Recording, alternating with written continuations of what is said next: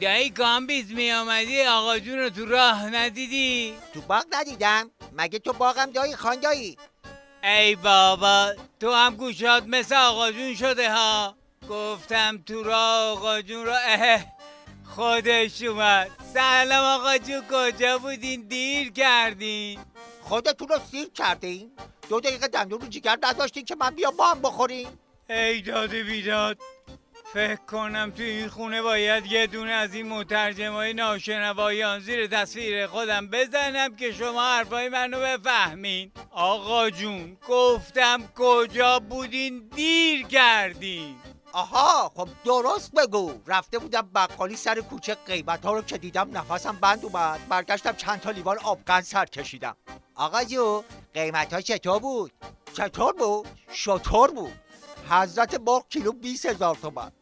تخم مرغ ایشون دونه 1000 تومن. الان وضع طوریه که دیگه وعده نهار باید سفیده تخم مرغ رو بخوریم، زردشو بذاریم واسه شام. راستی آقا جون گفتی گرونی. یکی از دوستام تصادف کرد، از سال 90 تو کما بود. بعد از 9 سال چند ماه پیش به هوش اومد. چند روز پیش رفته بود سوپری خرید کنه، قیمتا رو که پرسید سکته مغزی کرد. الان بازم تو کماست. الان رو هوا؟ برای چی رفته رو هوا؟ نه آقا جون گفتم بازم رفته تو کما. باشه بابا فهمیدم. چرا داد میزنی؟ مگه فکر کردی من کرم؟ نه آقا جون من کرم. کدوم کرم؟ ما تو خانواده‌مون کرم نداشتیم که بابا. ای داد بیداد بازم سایلنت شد.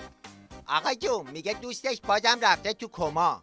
خدا لعنت کنه آخوندا رو، مثل زالو چسبیدن دارن خون ملت رو میمکن. آقا جون دیشب خواب دیدم ماشین مازراتی خریدم. بیرونش مازراتی بود ولی توش مثل پراید بود. یعنی میخوام بگم بدبخت ضمیر ناخودآگاه هم از داخل مازراتی ایده ای نداشت تصویر پراید پخش میگم. ما رو بگو به کی دل بسته بودیم دست کباب برامون بگیره. الان دیگه مرغ مثل سیمرغ افسانه شد. تخم مرغم رفت پیش غذاهای لاکچری. کامبیز اوقات آقا جون بدجور تلخه. یه خبرتری از این مشنگای نظام بخون شاید بتونیم آقا جونو بخندونیم. الان بخویم خان دایی.